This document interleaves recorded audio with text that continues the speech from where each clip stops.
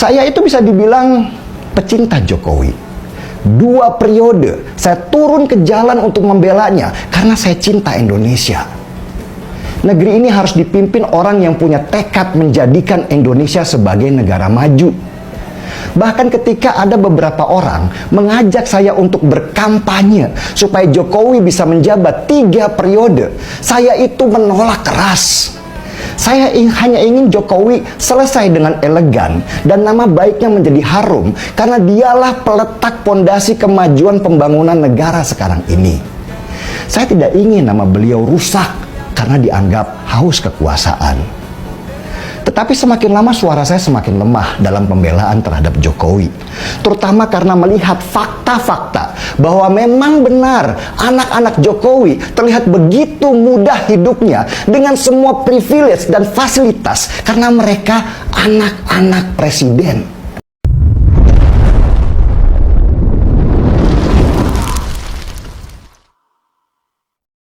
Apakah benar Presiden Joko Widodo haus akan kekuasaan?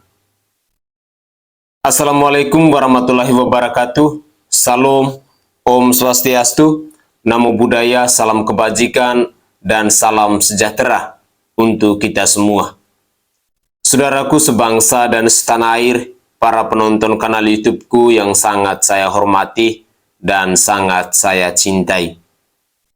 Beberapa minggu belakangan ini, banyak berita yang berseliweran di media sosial, di mana para pecinta Presiden Joko Widodo beramai-ramai menghujat Presiden Joko Widodo. Semuanya punya alasan masing-masing. Ada yang mengatakan bahwa Presiden Joko Widodo haus akan kekuasaan. Ada yang mengatakan bahwa Presiden Joko Widodo terlalu angkuh. Ada juga yang mengatakan Presiden Joko Widodo terlalu naif dan serakah. Dan masih ada banyak alasan lain dari orang-orang yang mencintai Presiden Joko Widodo yang kini mulai berubah membenci Presiden Joko Widodo. Alasan-alasan dari para pecinta Jokowi ini mungkin sebagian orang akan bisa diterima, tetapi bagi orang tertentu, mereka akan menolaknya dengan keras. Mengingat rekam jejak dari seorang Presiden Joko Widodo selama memimpin bangsa dan negara ini, kurang lebih memasuki 10 tahun ini, luar biasa prestasinya. Tapi, apa hendak dikata? Terkadang panas setahun itu hanya bisa dihapus oleh hujan sehari.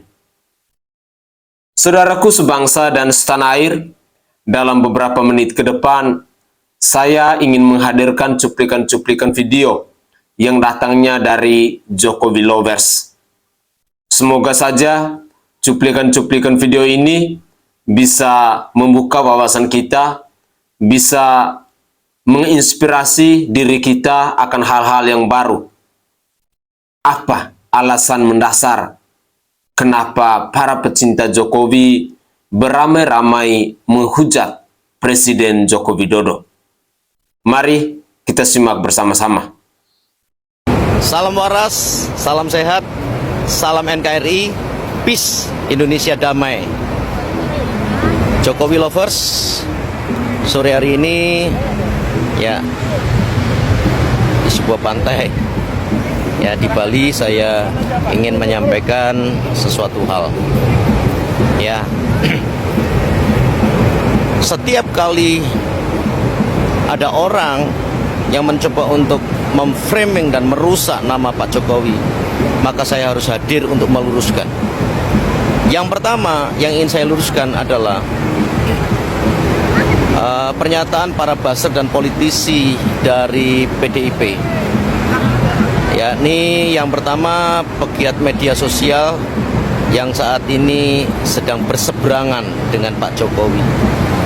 Secara membabi buta, dia membuat narasi-narasi untuk menjatuhkan, merusak, bahkan terkesan ada fitnahan-fitnahan di dalamnya. Saya saya ingin menyampaikan apa sih konten yang dibuat oleh Denny Siregar terkait dengan pembusukan nama Pak Jokowi. Kira-kira seperti ini ya. Apa sih yang tidak dikasih buat Pak Jokowi? Menjadi wali kota dikasih, jadi gubernur dikasih, jadi presiden 2 kali pun 2 kali periode juga dikasih oleh Bu Mega. Menantunya Bobi ya, jadi wali kota Medan dikasih. Gibran juga dikasih posisi menjadi wali kota di Solo. Apa yang tidak dikasih sama Bu Mega? Semua dikasih. Tapi apa balasannya Pak Jokowi terhadap Bu Mega? Kan ini jahat, gila kan? Katanya seperti itu. Nah, sebenarnya yang gila bukan Pak Jokowi dan keluarganya atau pecinta Jokowi lovers, tetapi menurut saya yang gila Pak Denny Siregar sendiri. Ya, kenapa? Mari kita membahas konstitusi kita ya, yang mengatur pemilu itu sudah jelas bahwa pemilu itu dilakukan pemilihan secara langsung oleh rakyat. Ya, tidak ada peran yang namanya partai, kecuali partai itu adalah memfasilitasi doang. Ya, tetapi yang memilih itu rakyat. Undang-undang yang mengatur loh. Ya, Anda mau menafikan itu, Anda mau meniadakan undang-undang konstitusi yang ada di Indonesia. Nah, buat saya ini gila. Gitu.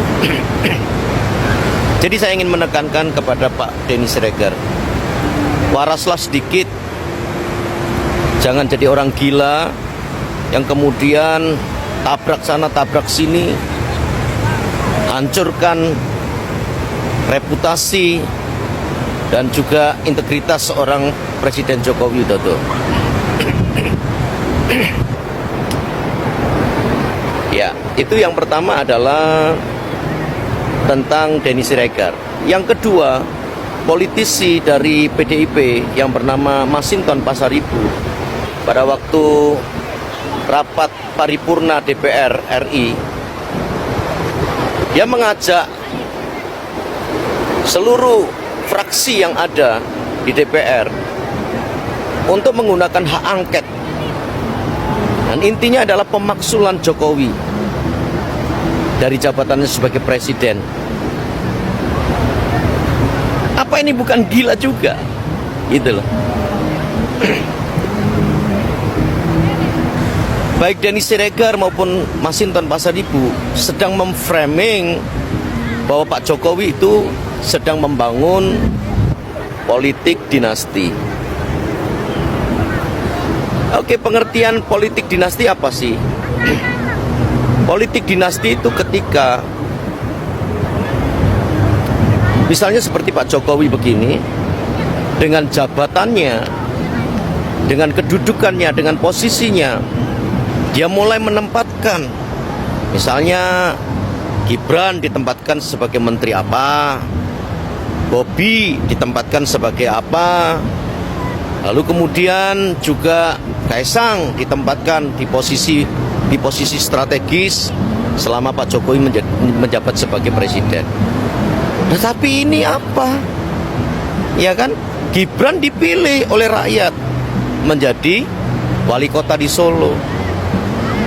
Ya kalau dia memang ikut partai PDIP karena basicnya seperti itu, ya apa salahnya? Tapi kan partai itu hanya sebuah fasilitas. Yang memilih, yang menghendaki itu rakyat untuk menjadi pemimpin atas kota Solo. Lalu kemudian Kaisang dipilih oleh PSI, didaulat oleh PSI untuk menjadi ketua umum Partai Solidaritas Indonesia. Apakah ini yang disebut sebagai politik dinasti? Bobi sebagai wali kota Solo, ya, memang difasilitasi oleh PDIP. Tapi kan yang memilih dan yang menempatkan, mendudukkan Bobi itu adalah rakyat. Karena pemilunya, konstitusinya itu adalah Pemimpin dipilih oleh rakyat. Sampai di sini saudara mengerti? Jadi di mana letak dari yang namanya politik dinasti? Nah, saya tidak ngerti dengan pikirannya Masinton Pasaribu. Disebut sebagai politisi senior tapi pikirannya begitu dangkal. Dan saya bilang ini adalah karena kebencian di hatinya. Ada sebuah akar kepahitan di hati Masinton Pasaribu. Ada sebuah perasaan iri hati terhadap Jokowi yang keberhasilannya diakui oleh dunia. Ya, lihat aja reputasi Pak Jokowi sebagai pemimpin atas Republik Indonesia ini sangat diakui sebagai presiden yang hebat. Ya, negara-negara Eropa sampai tunduk. Yang namanya Presiden Amerika juga mengakui keberadaannya. Xi Jinping, presiden dari Cina, juga mengakui kehebatan dari Jokowi. Lah, Anda ini siapa? Anda tidak lebih dari seorang politisi yang tidak ngerti apa-apa. Saya meragukan kesenioritasanmu sebagai politisi PDIP. Oke, gitu saja ya. Salam waras semuanya, tetap jaga kesehatan. NKRI maju, Indonesia menuju keemasan 2045. Salam solidaritas. Saudaraku sebangsa dan setanah air, sedikit saya mau menanggapi bahwa ketika kita berbicara soal politik dinasti itu sebenarnya tidak relevan untuk di negara demokrasi seperti Indonesia ini. Politik dinasti itu lebih tepat dibicarakan di negara kerajaan, karena posisi kekuasaan itu diwarisi, bukan di Indonesia. Indonesia itu tidak tepat kita bicara soal politik dinasti, karena pada akhirnya dipilih oleh rakyat. Persoalan tentang politik dinasti yang ramai dibicarakan di Indonesia ini hanya karena Gibran Rakabuming Raka yang maju sebagai calon wakil presiden dari Bapak Prabowo Subianto. Dan persoalan utama dalam kasusnya Gibran Rakabuming Raka ini adalah usianya yang masih di bawah 40 tahun. Sehingga majunya Gibran sebagai cawapres dari Bapak Prabowo Subianto ini dinilai bahwa Mahkamah Konstitusi, yakni Bapak Anwar Usman yang juga adalah paman dari Gibran Rakabuming Raka ini, telah mengobrak-abrik aturan konstitusi.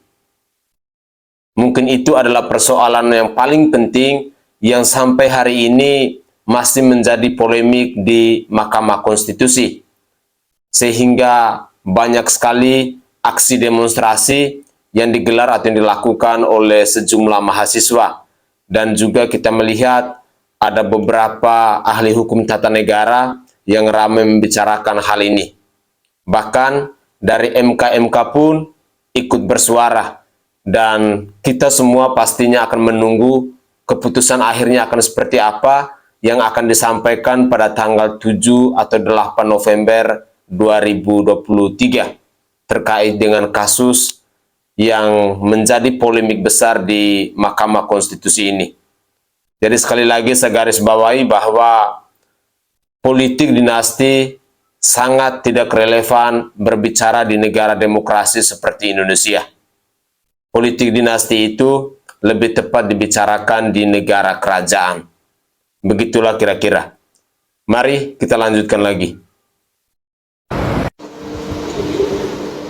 Banyak di antara kita ini yang tidak sadar dijadikan instrumen untuk mendukung kekuatan yang bahkan tidak bermanfaat dan tidak memberi manfaat buat kita. Bayangkan, kita dibuat menjadi orang yang tidak tahu rasa terima kasih, tidak punya rasa hormat, terhadap pemimpin yang selama lebih dari 9 tahun, karena sebelumnya Pak Jokowi juga mengabdi sebagai wali kota dan gubernur, untuk bekerja keras buat kita semua. Kita dibutakan oleh tuduhan-tuduhan, ya, fitnah, asumsi yang sampai sekarang sama sekali nggak ada data-data validnya, nggak ada.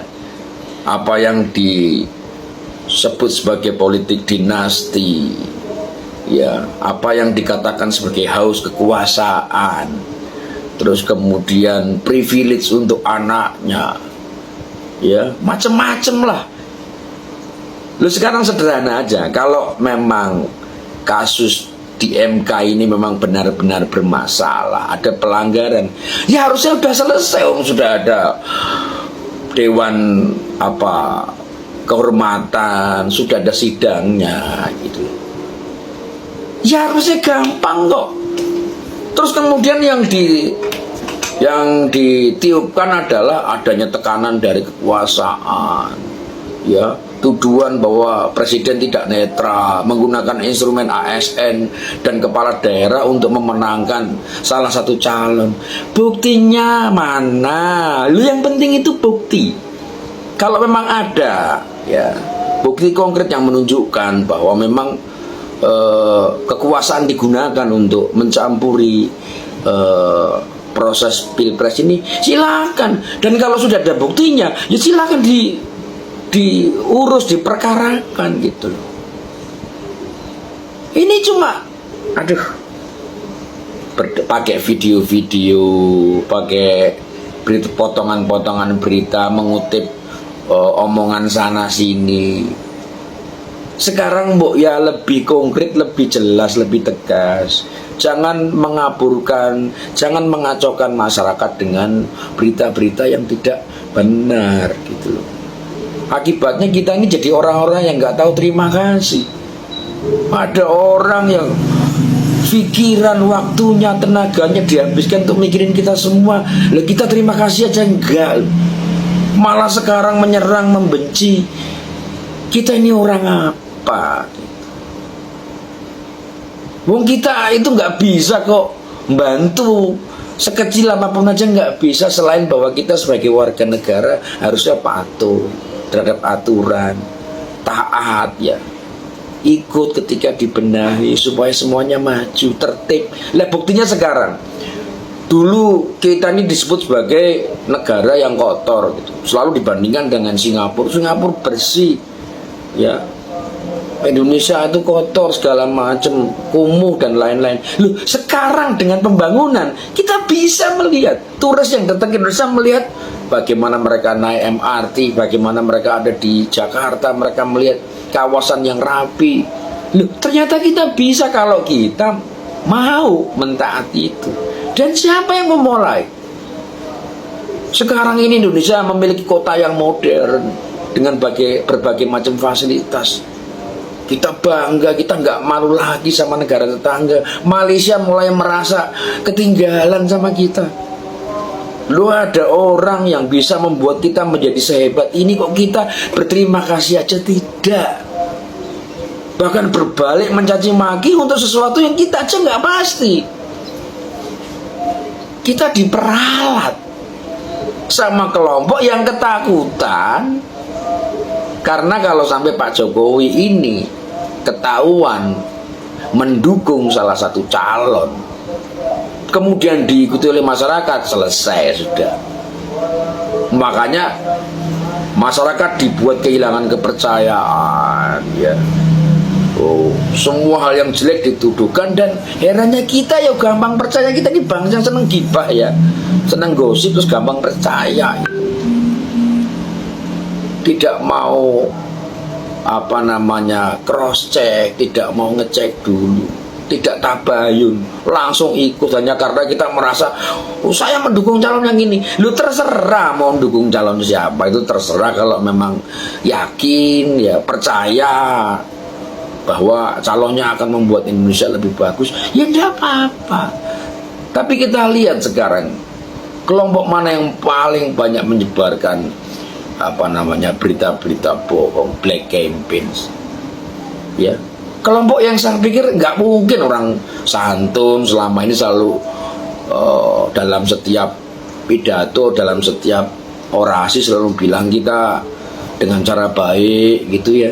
Tapi ternyata paling banyak menyudutkan, sampai jagoannya sendiri ikut loh komentar nyinyir. Banyak warga yang nggak mau keluar rumah menyambut presiden. Loh, buat apa toh Pak?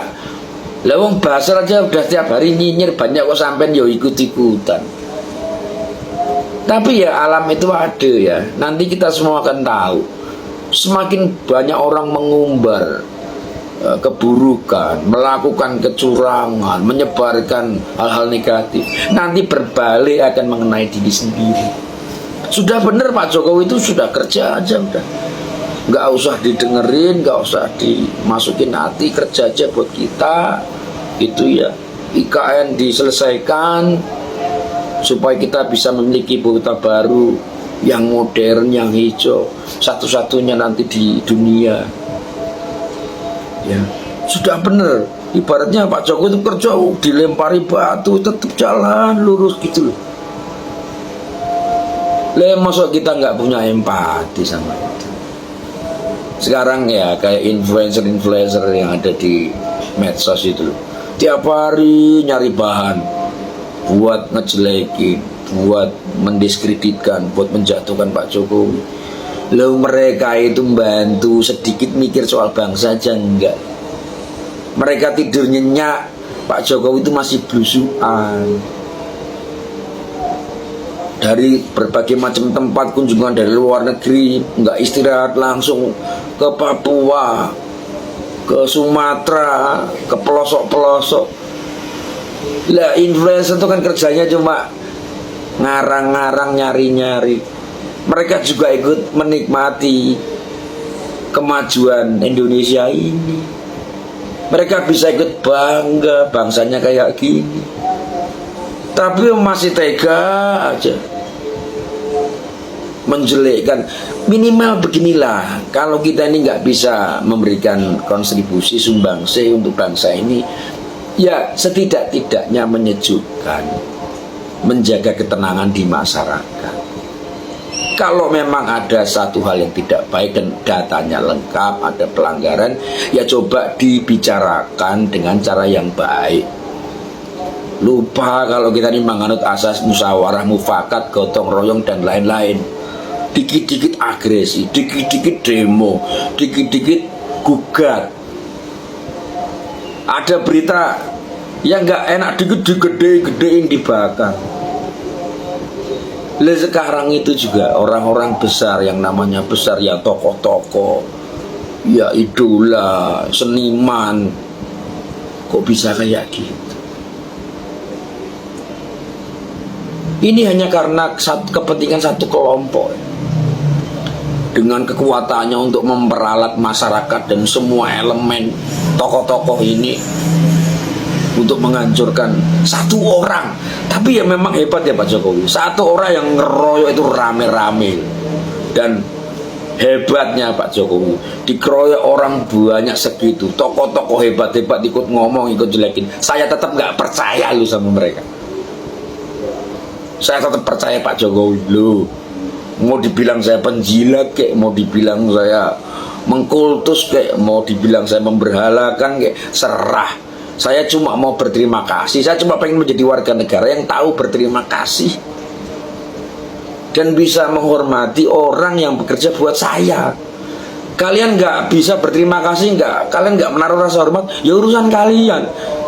Mau nyebut saya memberhalakan, kultus, menjilat, silahkan.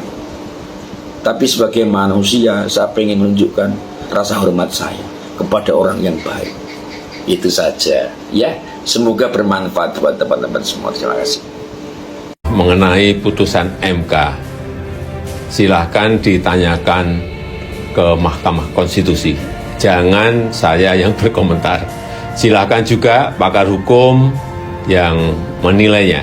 Saya tidak ingin memberikan pendapat atas putusan MK, nanti bisa disalah mengerti seolah-olah saya mencampuri kewenangan yudikatif. Kemudian Pak, Mas Gibran akan maju sebagai calon wakil presiden ya Pak? pasangan capres dan cawapres itu ditentukan oleh partai politik atau gabungan partai politik. Jadi silahkan tanyakan saja ke partai politik, itu wilayah parpol. Dan saya tegaskan, saya tidak mencampuri urusan penentuan capres atau cawapres. Nuwun sewu Pak Jokowi, saya itu kan memang dari dulu sangat kagum sama panjenengan. Dan akhir-akhir ini saya kok jadi gemes ya. Pak Jokowi sekeluarga itu memang keterlaluan. Sangat keterlaluan. Keterlaluan sabarnya. Wah, sekarang ini bukan cuma Pak Jokowi yang diserang. Sampai anak-anaknya, sampai keluarganya itu juga ikut-ikutan dijelekin, dihina, dicaci maki, diserang. Tapi kok ya Pak Jokowi dan anak-anaknya juga ikut, sama loh sikapnya, sabar, tidak membalas serangan, tapi terus bekerja sesuai dengan kewajiban sebagai pengabdi masyarakat dan rakyat ya. Terus bekerja tanpa memperdulikan semua omongan buruk, semua tuduhan, semua caci maki. Kalau zaman-zaman dulu itu cuma sedikit, yang menyerang itu cuma lawan politik, terus para pembenci. Loh, sekarang itu mereka yang tadinya mengaku sebagai pengikut, sebagai pengagum, sebagai militan, ikut berbalik menyerang. Bu, ini yang saya agak gemes ya, heran. Kok ya bisa ya Pak Jokowi sama anak-anaknya ini kok bisa sabar. Saya jadi ingat sama VT yang saya bikin tahun lalu ya, tentang satu falsafah Jawa. Suro diro jaya ningrat lebur dining pangastuti. Nah, ini buat orang-orang Jawa mungkin tahu tentang falsafah Jawa ini. Suro diro jaya ningrat lebur dining pangastuti. Bahwa kekuatan, ambisi, ya, nafsu, kebesaran, ya, atau agresi itu bisa dikalahkan, bisa ditaklukkan oleh kelembutan hati. Loh, bayangin. Jadi dari mulai awal Pak Jokowi memimpin Indonesia sampai sekarang itu kan terus dihajar ya, sama namanya hujatan, caci maki, sumpahan. Kalau santet pasti nggak bisa dihitung itu. Mungkin sehari berapa orang yang mau nyantet Pak Jokowi. Tapi Pak Jokowi itu survive.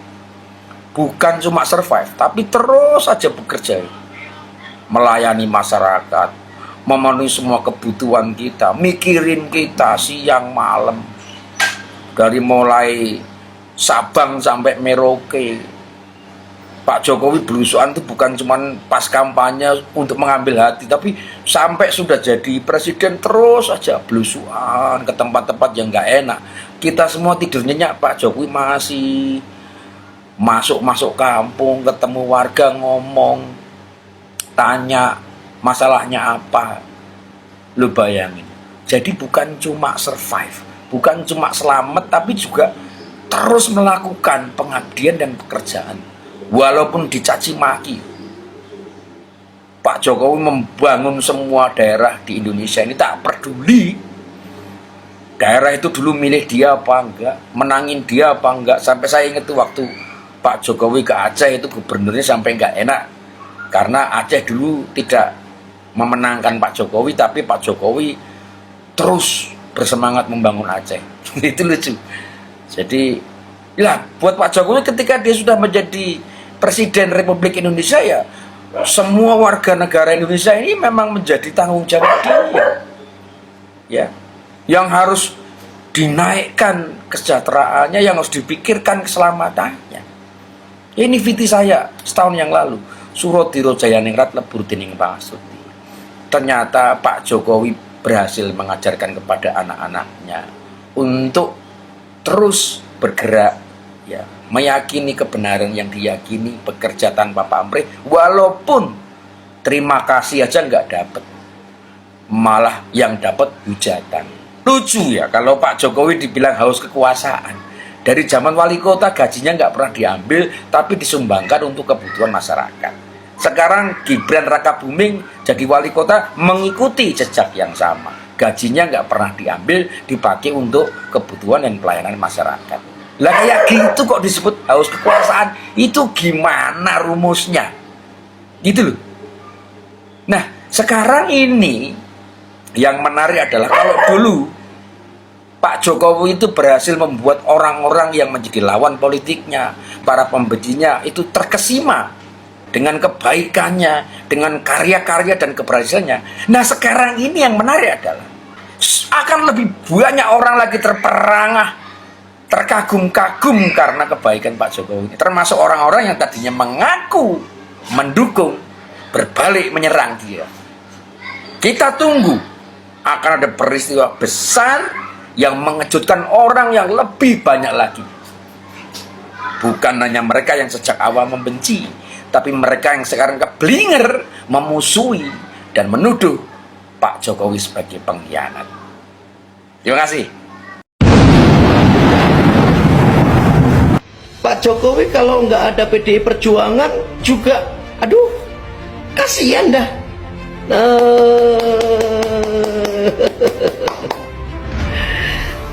Nah, itu tadi sepenggal kalimat yang buat saya tidak pantas sebenarnya ya diucapkan oleh seorang yang selama ini mengaku seorang negarawan, ketua umum sebuah partai besar di Indonesia, tapi kok bisa gitu ya merendahkan orang gitu. Saya mau kasih tahu Bu,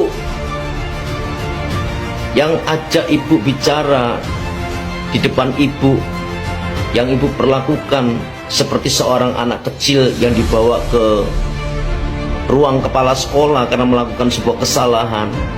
Dan ibu seolah-olah menjadi kepala sekolah, Pak Jokowi menjadi seorang murid yang kedapatan melakukan kesalahan.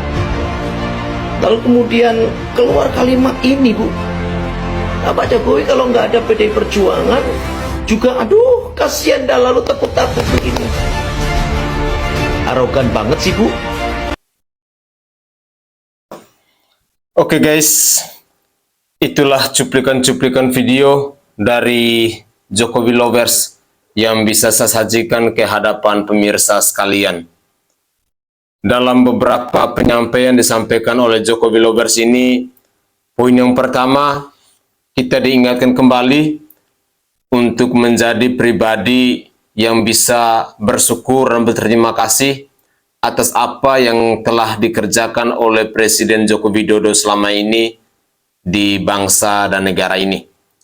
Kita dituntun untuk bisa bersyukur. Kita dituntun agar kita tahu berterima kasih.